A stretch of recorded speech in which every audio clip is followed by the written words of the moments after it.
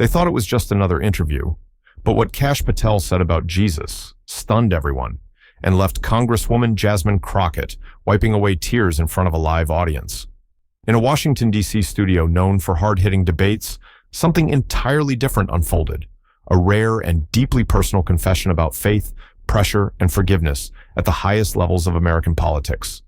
You could feel it in the room, the silence, the weight, the raw truth.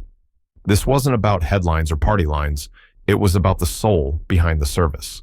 For those of us who still believe that courage and conviction matter more than sound bites, what happened on that stage will stay with you long after the screen fades to black. If you've ever faced criticism for your beliefs, or wondered how faith survives inside the storm of Washington power, this story is for you.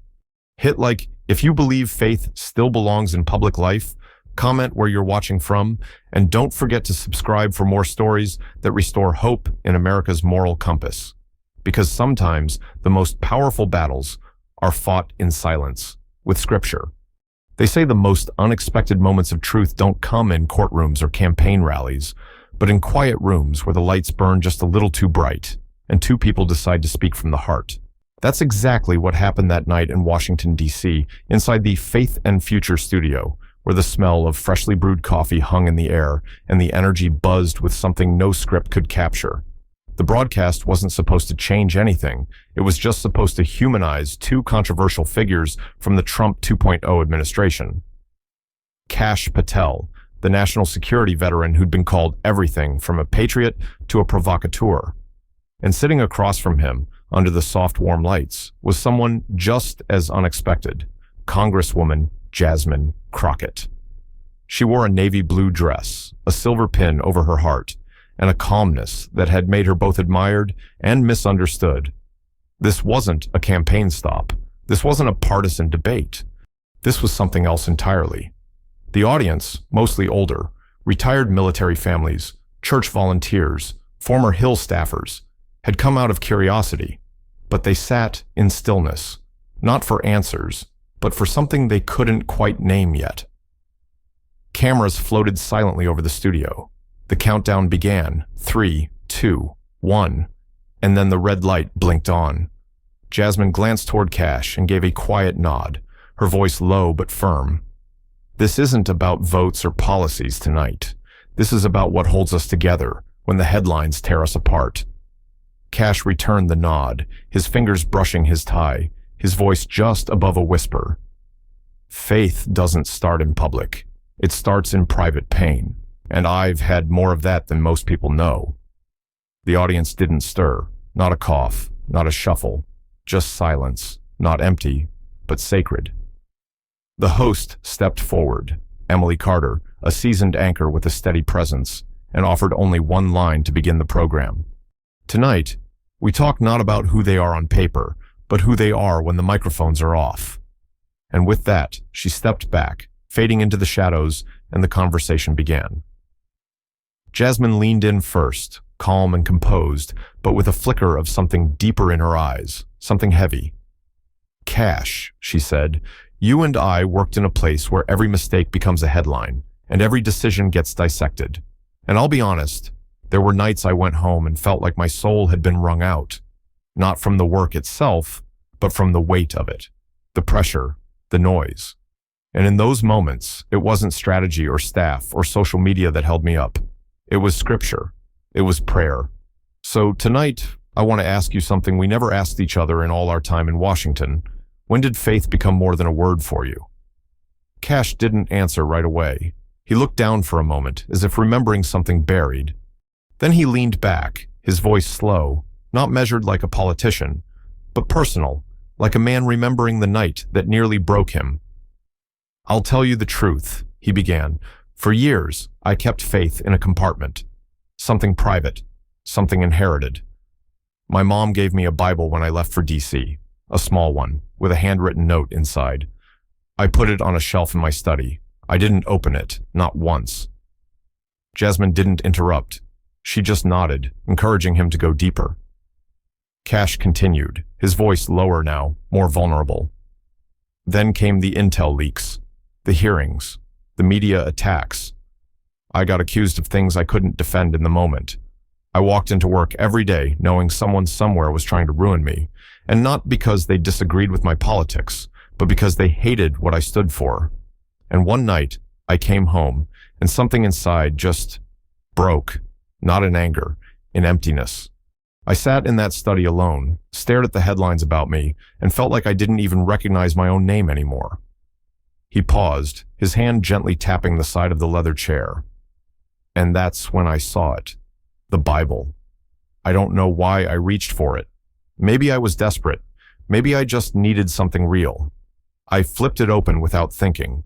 Landed in the Gospel of John, the story of the Samaritan woman. The audience leaned in.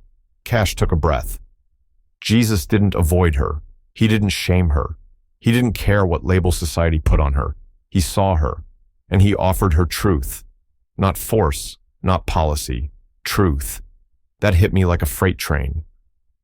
Jasmine's eyes were shining now, not with tears, but with something more rare in politics. Resonance. I've always said, she whispered, faith doesn't start when we're ready. It starts when we're wrecked. Kash nodded slowly, the air in the room tightening with emotion. That night, he said, I didn't pray some elegant prayer. I didn't even know what to say. I just said, God, I don't know who I am anymore, but if you're there, I need to find out who you are. A hush rippled through the room. You could hear someone in the back sniffle. Even the camera operators held still, unsure if they were capturing a moment or interrupting one. Jasmine leaned forward, her voice softer now. What did you find after that? Kash looked up, and for the first time, his expression was almost free. I found peace, not in answers, not in vindication, but in surrender. I didn't need to win every argument. I didn't need to be proven right. I just needed to remember I wasn't alone. The words hung there, unfinished almost, but no one spoke, because sometimes silence is the most honest response to truth. Jasmine finally broke it, not with a counterpoint, but with confession. I've prayed that same prayer, Kash, not in a study, in a hospital room. Right after my son was born, I was juggling press briefings and feedings. The country wanted strength. My baby needed a mother, and I felt like I was failing both. Kash looked at her, his eyes no longer political, but human. What did you do? I opened Psalms, Jasmine said, and I read the same verse my grandmother whispered when I was a little girl. God is our refuge and strength, a very present help in trouble. I cried like a child, but for the first time in weeks, I breathed. The audience, so used to political spin, so conditioned to media polish, sat motionless. Not because they didn't know what to feel, but because they were finally feeling something they hadn't felt in years watching Washington leaders. Truth, shared, not preached, carried, not performed. And that's when it shifted. Kash turned toward the audience for the first time, his voice slow and weighted. We didn't come here to perform tonight. We came here to tell you what's real, because I've been called a warrior. I've been called a threat. But no one ever called me broken until I did. He paused, then looked back at Jasmine. And broken was the beginning of everything. Jasmine reached for the mic, her voice trembling slightly but strong. I've faced mobs of reporters, ugly headlines and whispers meant to kill my name. But do you know the hardest part? It's when you start believing the whispers. That's when I realized I needed to listen to a different voice. The lights in the studio weren't as harsh now. Somehow, the entire room had softened. You could see an older woman in the third row clasp her husband's hand. You could see a young veteran near the aisle wipe his eyes. This wasn't a broadcast anymore. It was a testimony. And it had just begun. The conversation had already peeled back layers most political interviews never touched, but what came next wasn't rehearsed. It wasn't scripted. It was Kash Patel stepping out of his usual armor, the analyst, the operative, the fighter, and into something unguarded. Something tender. The air in the studio shifted as Jasmine leaned back and asked softly, Kash, what happened that night in your study? What brought you to that moment with the Bible? What pushed you to finally open it after all those years? Kash stared forward for a moment, his fingers resting gently on the armrest of his chair, eyes fixed on something distant, like he was seeing it all over again. The audience leaned in, sensing the stillness before a storm of confession. His voice, when it came, was calm but weathered, like someone telling a story not for attention, but for healing. "It started with silence," he said. "Not the kind you hear when a room is empty, but the kind that follows a day so loud, so vicious, that even your thoughts feel like they're echoing." I had just left a long meeting, classified, full of tension. Every word measured, every gesture watched. I've been dealing with leaks, intel misrepresentations, media spin, and people trying to paint me as something I wasn't. I walked into my house that night, but it didn't feel like home. It felt like a courtroom, and I was the only one left standing. He chuckled bitterly, not to entertain, but to survive the memory. My phone had over 200 notifications. News headlines calling me a threat to democracy, anonymous op-eds dissecting my motives. Colleagues I thought I trusted had gone quiet, either to protect themselves or because they started believing the lies. I had a drink in my hand, but it wasn't comforting. I sat down in the dark and asked a question out loud. What am I even doing this for anymore? Not for applause, not for power, just because I didn't know where else to ask it. Jasmine didn't move. She didn't blink. She'd been there, if not in the same seat, then in the same silence. I looked over at the shelf, he continued. There was the Bible my mom had given me before I took my first government job. I'd carried it from apartment to apartment, city to city, never opened it, always told myself I didn't need it. That night, I reached for it like it was the only real thing in the room. I opened it randomly, didn't know where to start. The page I landed on was Matthew chapter 5, the Sermon on the Mount. He paused again, his voice thickening slightly. You could feel the temperature drop. This wasn't a man recalling facts. This was a man walking through the fire again, step by step.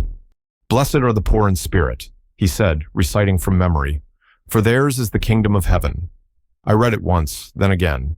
"Blessed are those who mourn, for they shall be comforted." I read the whole chapter, slowly, like I was being spoken to directly. I'd always thought of scripture as ceremonial, good for weddings and holidays, but those words weren't ceremony, they were antidote. Someone in the audience sniffled, a pair of hands clasped tighter. Still, Kash kept going. The verse that stopped me in my tracks was this: "Love your enemies and pray for those who persecute you." And I remember sitting there in a quiet rage, thinking, no way, not me, not after the things people had said, not after the lies they'd printed. How could I pray for the very people who were trying to destroy me?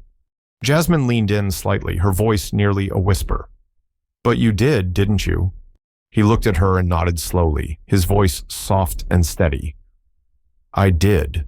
Not because I felt holy, but because I didn't want the bitterness anymore. I was tired of the tightness in my chest, tired of proving myself." I closed my eyes and whispered a prayer, not just for me, but for the people whose names had become thorns in my heart. I asked Jesus to take the weight, because I couldn't carry it anymore. A hush fell over the studio like a blanket.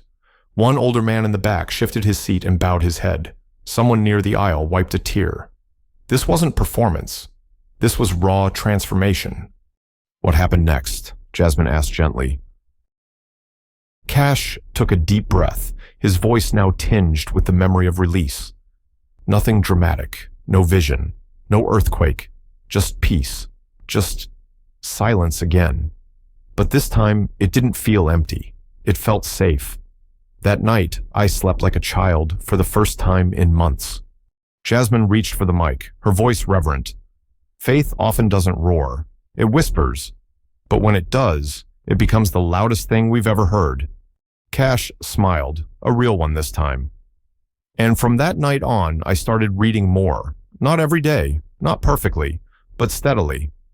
I found myself returning to verses about identity, about truth, about how God sees the heart, not the headlines. And it slowly reshaped the way I showed up to work.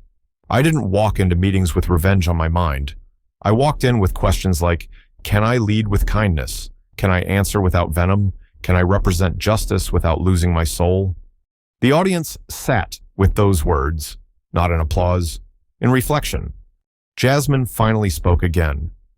"You know, Kash, I think people forget that the most dangerous place to lose your soul isn't on a battlefield. It's behind a desk, when you're tired, when you're underestimated, when the world tells you to fight dirty or disappear. Kash nodded slowly. I almost believed that it was either armor or annihilation. But the Bible taught me something radical. What if the real power comes from letting God fight for you?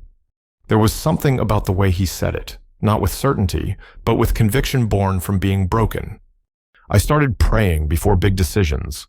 I'd sit in the briefing room, eyes closed for just 10 seconds, asking God for clarity, asking him to help me see the person across the table as more than a threat, to see their pain, their past, their own broken pieces. Jasmine turned toward the crowd. How many of us in politics, even in everyday life, pray for understanding instead of victory? How many of us stop to ask not just, how can I win, but how can I serve? A soft murmur of agreement moved through the room. You could feel the message settle deep into the people watching, especially the older ones, those who had seen decades of division and remembered a time when faith in leadership wasn't just tolerated, but expected.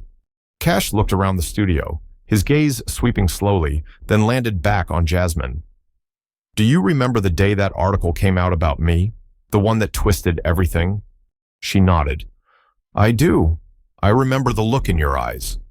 I wanted to fight back, he said. Every bone in me screamed for retaliation.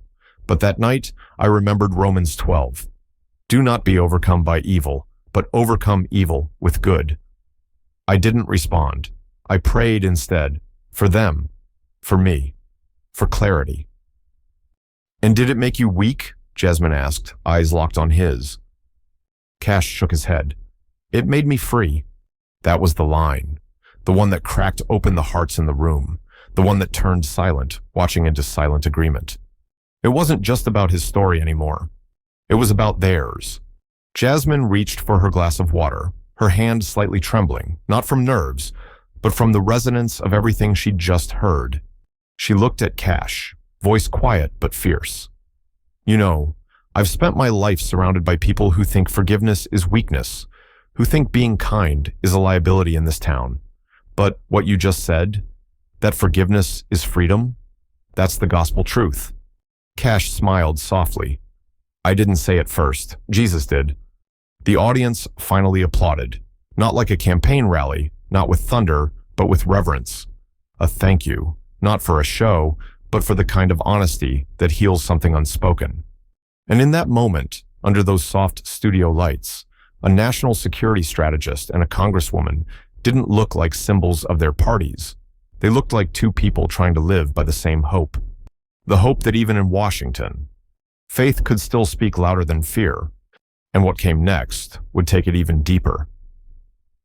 The cameras were still rolling, but it no longer felt like television. Kash had just shared a private moment of spiritual surrender, and the audience had gone from watchers to witnesses. Some bowed their heads, others just sat in silence. But all of them waited, instinctively knowing something else was coming, something just as personal, just as sacred. Jasmine Crockett shifted in her seat, not out of discomfort, but from the weight of what she was about to say. She glanced down at her lap, hands folded tightly, and then looked back up, locking eyes with Kash. Not as a colleague, but as someone who now understood exactly where he had been. Kash, she said, her voice low, clear, and trembling ever so slightly. What you just shared, that piece you described, I searched for it for years, and for a long time, I didn't know if I'd ever find it. The audience held still. You know, most people think that because I work in politics, because I speak into microphones, stand behind podiums, and go toe-to-toe with reporters, that I'm made of stone. But the truth is, I've cried more tears in silence than I've ever shared in public. Not just because of what they say about me, but because of what it does to you when you start to believe it. When you start to forget who you really are. She paused, blinking slowly. Her voice never cracked, but the emotion carried like thunder through still waters. There was a night, she continued, not that long ago during the campaign season when I was sitting alone in a hotel room. I'd just come off a brutal press cycle. They were dissecting my words, twisting my faith, attacking me for things I'd never even said. My son was only a few months old. I had a flight in the morning, a stack of statements to approve, and 2 hours of sleep if I was lucky. But all I could do was stare at a photo of him on my phone and wonder, am I enough? Am I still Jasmine? Or am I just someone they've torn apart and remade in headlines? She glanced toward the back of the room, as if speaking to a version of herself still sitting in that hotel room. I remember kneeling on that cheap carpeted floor, she said, feeling like everything was falling apart. I didn't have a speech ready. I didn't have a Bible beside me like you did, Kash. I had my hands, and I folded them together and whispered, God, I don't know who I am in this moment, but please remind me who you are. The room was absolutely still, and then her voice grew softer, more reverent. I remembered a verse my grandmother used to read over me when I couldn't sleep as a little girl. Come to me, all you who are weary and burdened, and I will give you rest. I whispered that verse like a lifeline, over and over again, until something inside me finally exhaled. She stopped again, this time long enough for the weight of her words to settle. People in the audience wiped tears from their eyes, not because the story was sad, but because it was theirs. 1,000 hotel rooms, 1,000 silent nights, 1,000 prayers whispered not for miracles, but for reminders. That night, Jasmine said, I didn't find answers. I didn't wake up with new strength or perfect clarity, but I found something deeper. I found rest, not from work, but from the lie that I had to be everything to everyone. I found permission to just be his. Kash watched her, eyes filled with understanding. He knew that kind of prayer, the one that doesn't ask for victory, the one that just asks to not be invisible to God. I think people forget, Jasmine said, that politicians are human, that leaders are mothers, that women in power still get on their knees in the dark, with mascara running down their cheeks, whispering, God, just help me through this hour. There wasn't a dry eye in the front row, and then she shifted slightly, her hands now open in her lap, and her voice grew stronger, filled with a quiet resolve. And from that moment, I made a decision. I wasn't going to let the world decide what my faith looked like. I wasn't going to shrink it to make others comfortable. I wasn't going to sanitize it for the sake of politics. I was going to live it, publicly, honestly, fully. A woman in the audience nodded, clutching her chest, as if Jasmine had just spoken something she'd held back her entire life. Jasmine continued, there's a verse that says, let your light so shine before men that they may see your good works and glorify your Father in heaven. I used to think that meant perfection, but now I know. It means transparency. It means showing your cracks, letting people see the places where God held you together, letting your weakness speak louder than your titles. She looked directly into the camera now, her eyes steady and full. And I want to say this, especially to the women watching, the mothers, the caretakers, the daughters who have carried more than they were ever meant to carry. Your tears don't make you weak. They water the soil where your strength is growing. Your prayers in the dark aren't wasted. They're building something eternal. A moment passed. The audience remained silent, because what had just been spoken wasn't politics. It was revival. Kash finally leaned forward, his voice gravelly with emotion. Jasmine, I've sat in war rooms. I've drafted intelligence reports that shaped policy. But I've never heard truth delivered with that much courage. And I've never been more convicted of this. We need more leaders like you, not just because you know how to fight, but because you know when to surrender. Jasmine smiled, a full, soft, weary smile, the kind only a mother who's walked through fire and still knelt in faith can give. I don't always know what to say at the podium, she admitted, but I know what to say in prayer, and that's where I start now. The camera slowly zoomed out, capturing them both, two leaders who had nothing to prove in that moment, only truth to live by, and hearts to uncover. What they didn't know, what they couldn't know, was that in that moment, across America, senior citizens in living rooms, grandmothers on oxygen, pastors in small-town churches, veterans with trembling hands, were wiping their eyes, not just for Kash, not just for Jasmine, but for themselves, because they remembered nights just like that. They remembered prayers that sounded exactly like hers, and they were reminded of one powerful, unshakable thing. They weren't alone. The lights didn't feel so artificial anymore. The hum of the studio equipment softened under the weight of what had just been said. Kash Patel and Jasmine Crockett sat still, not because they were waiting for applause, there wasn't any, but because they both knew they had just said things that could never be unsaid. And the air was heavy in the best possible way, like a sacred pause after a prayer. Across the room, the production team stood motionless behind their monitors. One assistant director had a tissue tucked in her hand and hadn't blinked in minutes. One cameraman, normally detached and professional, kept his frame locked not out of duty, but because he physically couldn't look away. The host, Emily Carter, sat in the shadows off stage, hand over her mouth. Her producer whispered, "Should we cue a break?" Emily shook her head. "No," she whispered back. "Let it breathe." Kash exhaled slowly, breaking the silence with a quiet chuckle. "Well, I didn't come here expecting to say any of that, and I sure didn't expect to feel what I'm feeling right now." Jasmine smiled, her eyes still damp, her voice soft, but sure. "Neither did I, Kash. Honestly, I thought this was going to be a nice PR moment about faith and resilience, but it feels like church in here."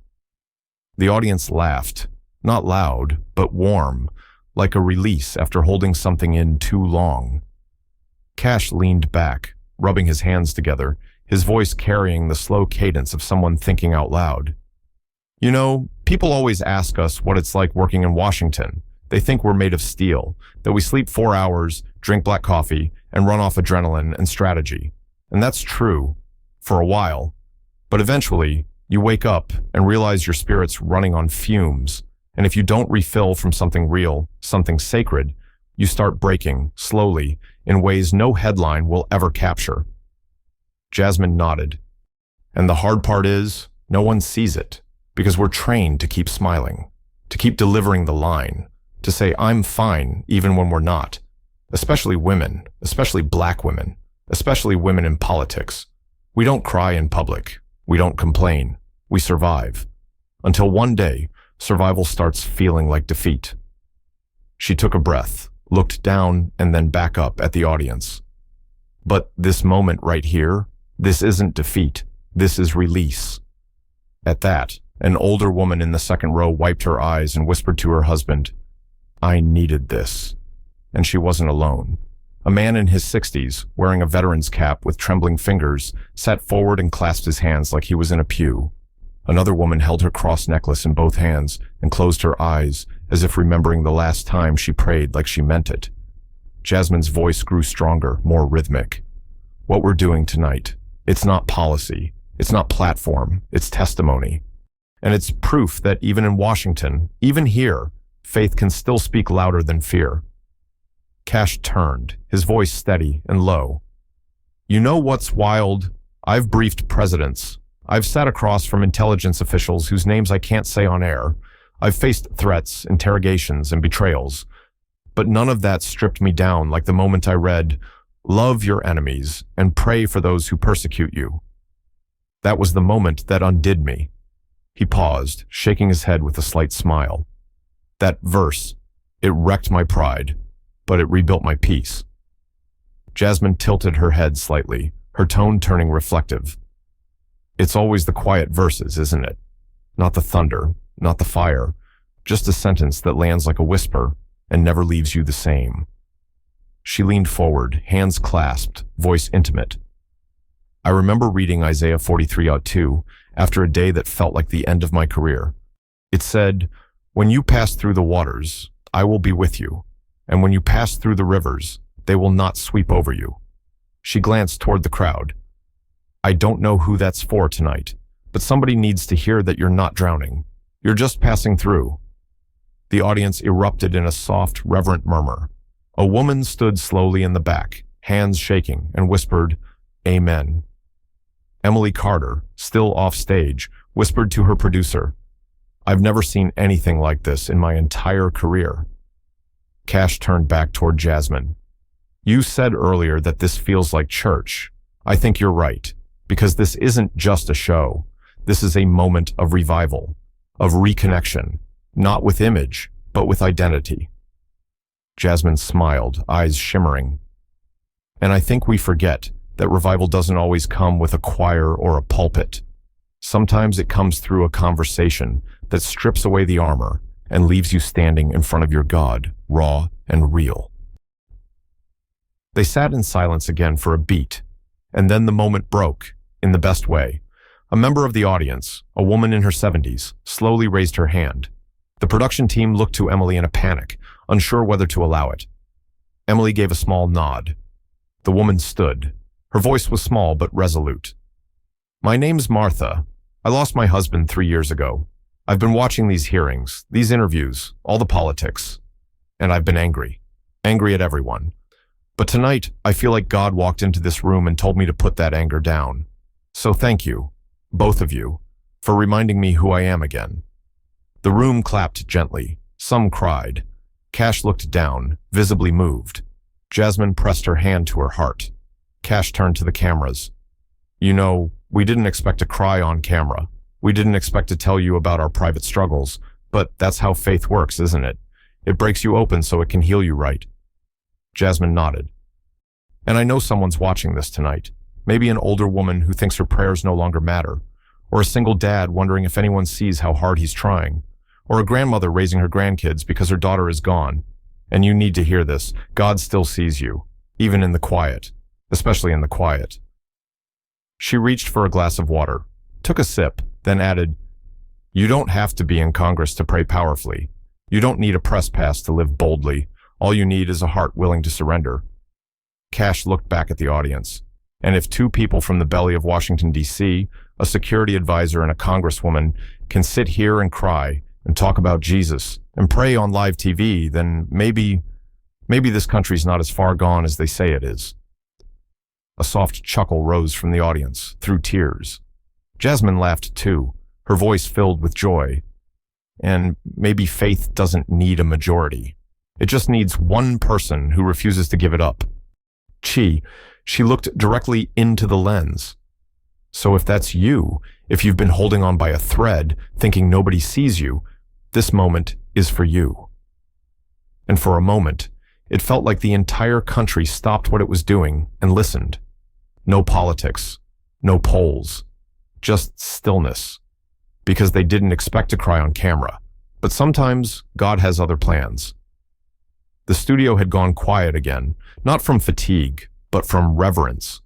Something had happened in that room, something that no one on set, and certainly no one in the audience, had expected when the show was first outlined in a producer's email weeks earlier. This wasn't a campaign strategy or an optics moment. It was something older than politics, something deeper than platforms. It was the sound of two people who had walked through fire and were still standing, not because they outmaneuvered their enemies, but because they held on to something their enemies couldn't take: faith. Jasmine Crockett sat with her hands folded in her lap, her gaze gentle but burning with conviction. Kash Patel was leaning slightly forward now, like a man who had carried a burden for too long and had finally set it down. Between them wasn't a set. It wasn't even a stage anymore.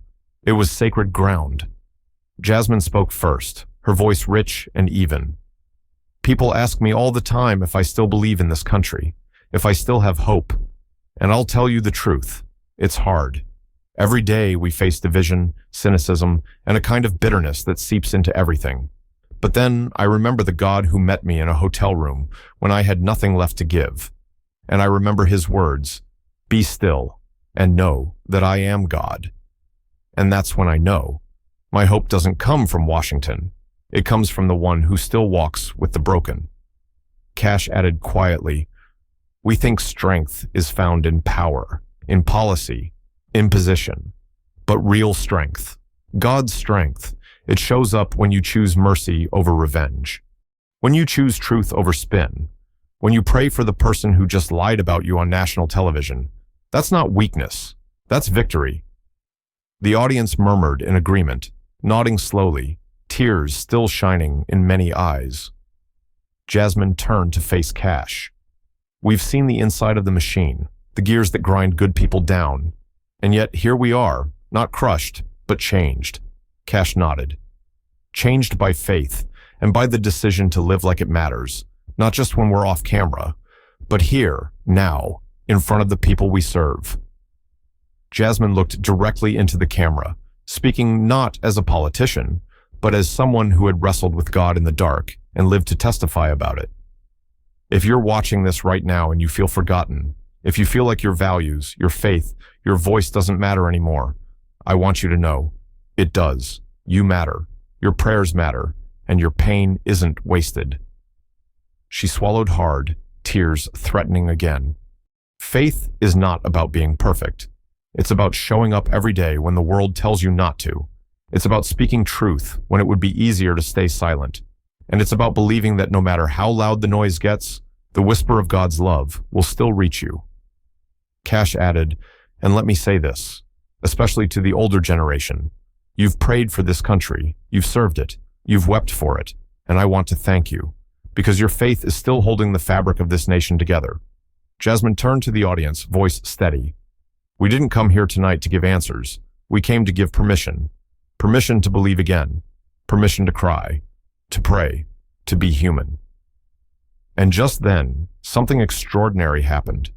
A man stood up in the middle of the audience, tall, older, with a cane in one hand and a trembling voice. I fought in Vietnam, he said. I've seen this country at its worst. But tonight feels like something we've needed for a long, long time. The room burst into gentle applause, not for spectacle, but for the truth. Emily Carter, still standing off stage, wiped a tear as she stepped forward. Ladies and gentlemen, she said softly, this was never about ratings. It was about revival, and it started with two people brave enough to say what needed to be said. Kash and Jasmine stood together. They didn't wave. They didn't pose. They stood as a testament to the power of grace under fire. Jasmine reached for Kash's hand, and they nodded to the crowd. You're not alone, Jasmine said. You never were, Kash finished.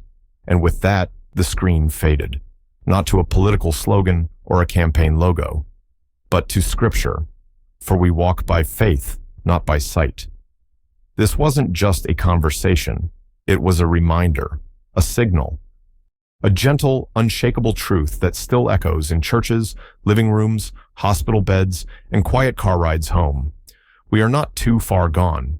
Faith is still alive in America, not in slogans or speeches, but in mothers whispering Scripture, veterans praying for peace, and leaders who dare to be honest in the fire. And maybe, just maybe, that's how we begin again. If you believe we need more faith, more courage, and more truth in our public life, hit like, comment where you're watching from, and subscribe for more stories that restore the soul of this nation. Share this with someone who needs a reminder. Because sometimes the most powerful message isn't loud, it's honest.